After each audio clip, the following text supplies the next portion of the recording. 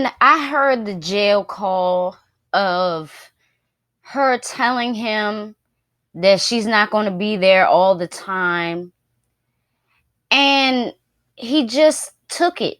You know what I'm saying? He just really took it and just accepted it right there. And it made me think of how many times she probably let him down like that.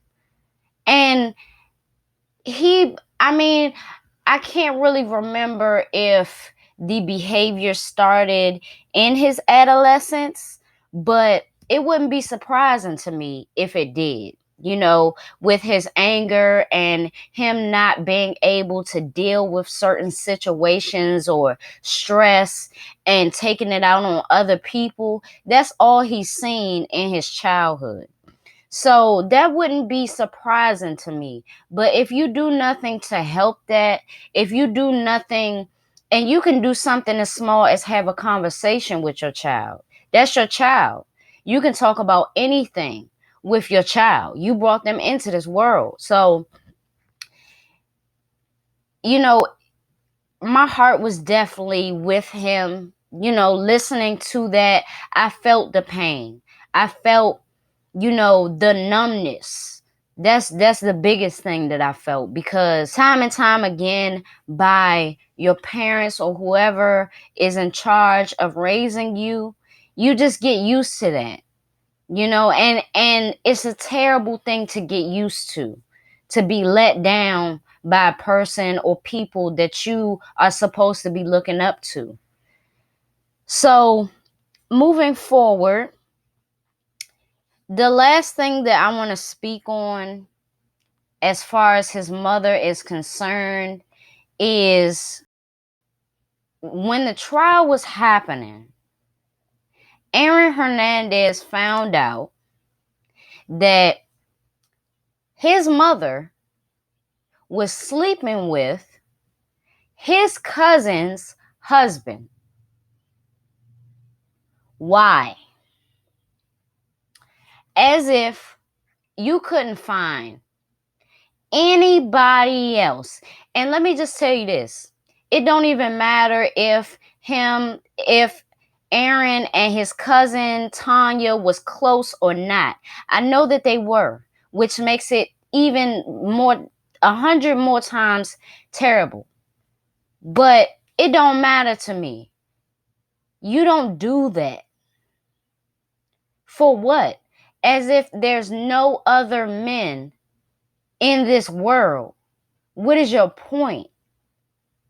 Like, what is your point? And he did have a conversation with his mother about her actions and about what she was doing. And she basically said she's grown. She can do whatever she wants, whatever. Which is true. But when it affects your child at such a close proximity, it's disgusting. Your sexual activities and your sex life and your dating life and all that should not affect your kids at all. It doesn't matter how old they are.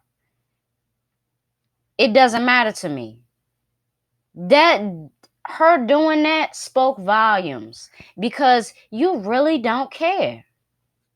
You really truly do not care about how your child feels. And to me, it just seemed like she wanted to embarrass him back. You know what I'm saying? Like, okay, your husband just died. You're not really dealing with that much. I'm on trial facing a double murder and another murder. And that embarrassed you. But when my trial is going on, you want to take the time out to embarrass me?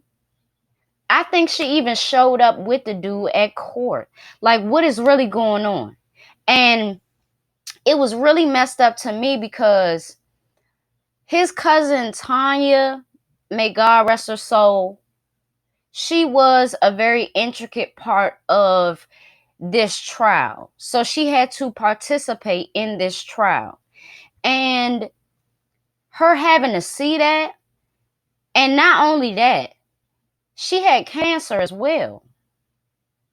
So it was just a whole lot.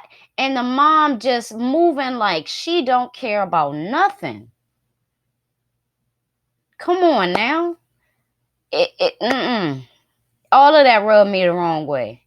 And it just screamed like I see so many lessons, because a lot of mothers are like this. Whether people want to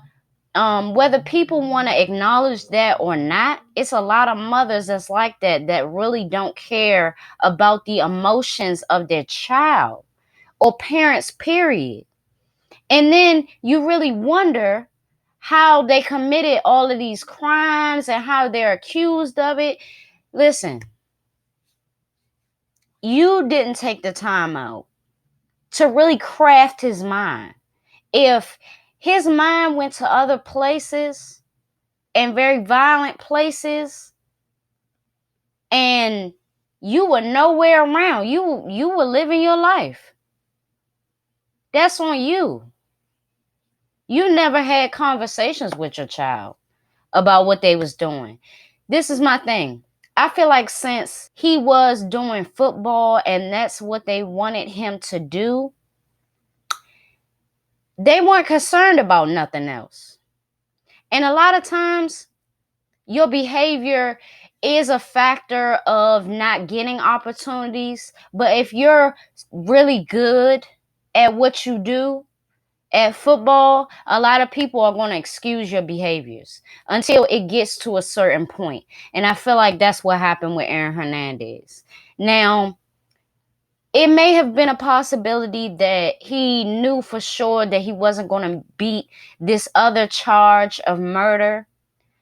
But I really feel like all of what his mom did during the trial and just everything that was going on, I feel like that's what led to him making the final decision to end his life. And I feel like his mom should think about that every day, because you didn't help in the last few years of his life. You didn't help. If he was in his father's crossfire or whatever, if he did something wrong and his father got really upset about it, she didn't help.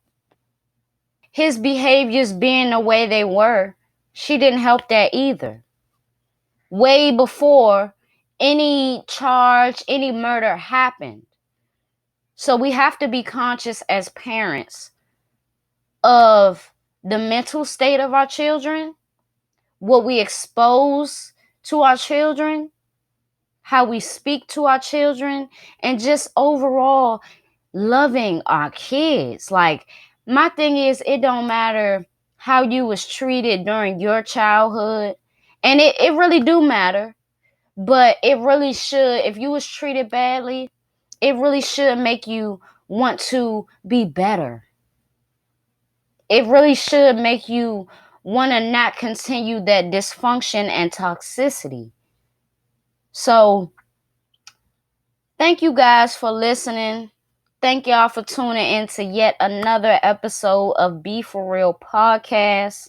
Leave your thoughts and your comments down below, and I will see y'all in my next episode.